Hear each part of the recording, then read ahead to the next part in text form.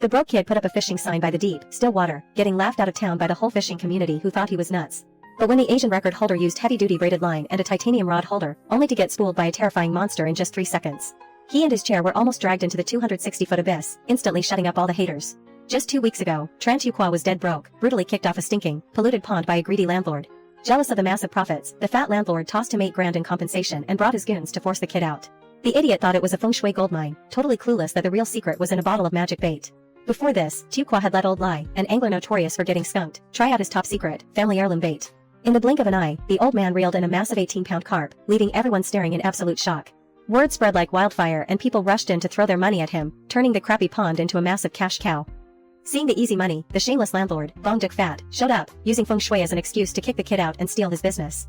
He aggressively cut the power, wired back the deposit, and kicked him out, delusional enough to think he just scored a treasure trove, but he was actually in for a rude awakening.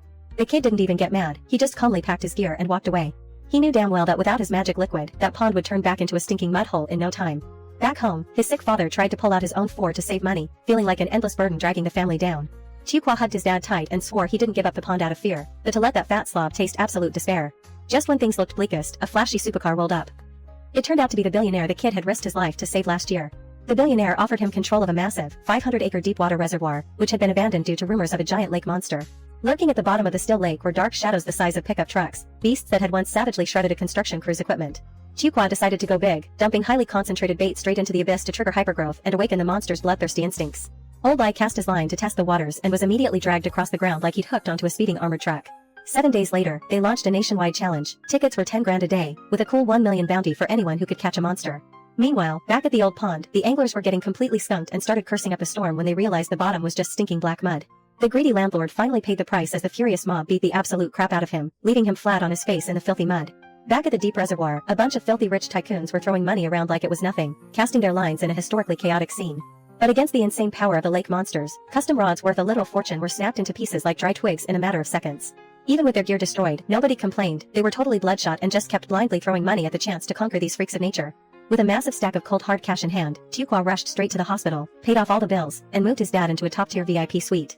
Remembering how his uncle had slipped him some cash when they were at rock bottom, he paid him back with a fat stack of bills and a brand new luxury car. Back at the lake, the bounty was jacked up to an unimaginable number, with 10 million in cold hard cash piled up, triggering extreme greed among the hardcore anglers. Old Teet, a legendary deep-sea fishing record holder, couldn't sit this one out.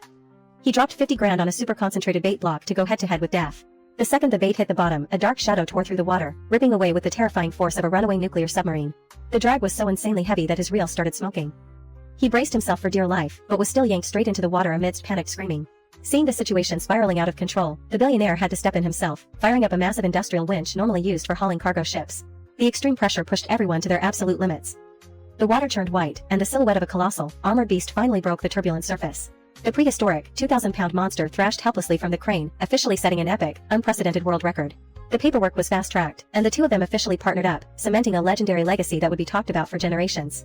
In the end, Tuqua's family moved straight into a massive luxury mansion up in the hills, putting an end to their days of poverty and kicking off a glorious new life of wealth. From a penniless nobody, he had risen to become the undisputed king of a giant lake monster empire, having the whole world practically bowing at his feet.